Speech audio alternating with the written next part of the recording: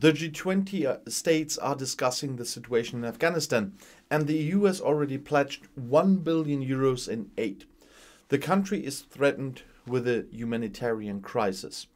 EU Commission President Ursula von der Leyen has announced additional aid funds to support needy Afghans and neighboring countries at the G20 deliberations on the situation in Afghanistan. A total of around 1 billion euros will be available, she announced on Tuesday at a video conference of the heads of state and government of the G20 countries. In addition to the already pledged 300 million euros for humanitarian aid, there should be at least another 250 million euros for health protection, among other things.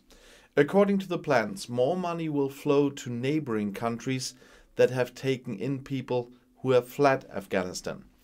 Everything must be done to prevent severe humanitarian and socio-economic collapse in Afghanistan, commented von der Leyen.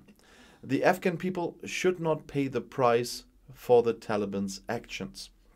At the same time, the EU Commission emphasized that traditional development aid for the reconstruction of the country would remain frozen for the time being. This should only be resumed when Taliban, for example, guarantee compliance with women's rights and freedom of the media and form a government that represents the country's ethnic and religious diversity. The heads of state and government of the G20 countries are discussing the crisis in Afghanistan, were discussing the crisis at a special summit on Tuesday afternoon. At the invitation of Italy, the humanitarian situation in the country on the Hindu Kush and foreign concerns about new terrorist dangers were discussed at the video conference.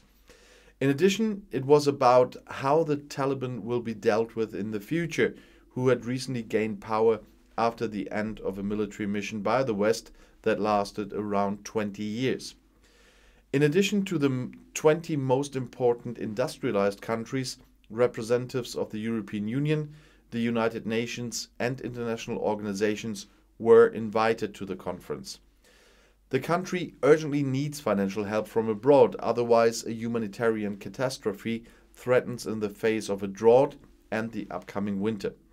Meanwhile, the presidents of Russia and China, Vladimir Putin and Xi Jinping, were not personally attending the special virtual summit. Both governments confirmed this Tuesday in Beijing and Moscow that they will not take part, and they didn't. China's head of state and party was represented by Foreign Minister Wang Yi, while only Deputy Foreign Minister Igor Morgulov and Afghanistan Representative Samir Kabulov joined in for Russia.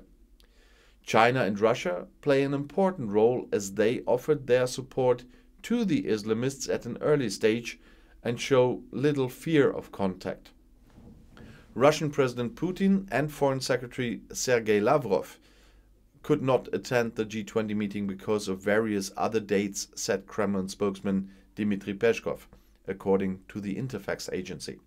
The Italian side had been informed about this in advance, they say. And I'll see you in my next video. Bis gleich.